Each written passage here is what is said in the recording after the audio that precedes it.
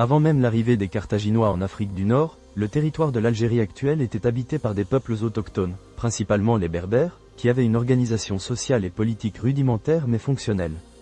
Ces premiers habitants ont élaboré des structures de gouvernance basées sur des traditions tribales et des lois coutumières, connues sous le nom de « droit coutumier berbère ».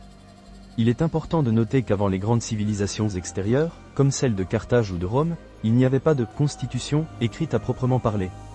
Les peuples berbères se réglaient par des assemblées locales et des conseils de sages. Chaque tribu ou groupe ethnique, les Numides, les Maures, les Capsiens, etc., était autonome et gouverné par ses propres règles et coutumes. Ces assemblées de chefs de tribus ou de notables exerçaient un rôle de législateur, de juge et de médiateur. Ces structures de pouvoir, loin de constituer un État centralisé comme on l'entend aujourd'hui, s'appuyaient sur des principes de solidarité, de justice communautaire et d'équité. L'un des exemples les plus célèbres de cette organisation est celui de la Confédération numide, qui s'est formée au IIIe siècle avant J. C. Bien avant la domination carthaginoise. Les Numides, sous la direction de figures comme Massinissa, ont développé une forme de gouvernement qui combinait des pratiques tribales traditionnelles et des institutions politiques plus centralisées, notamment dans la gestion des affaires militaires et diplomatiques. Massinissa, en particulier, a établi une monarchie unifiée après avoir réussi à rassembler les différentes tribus numides.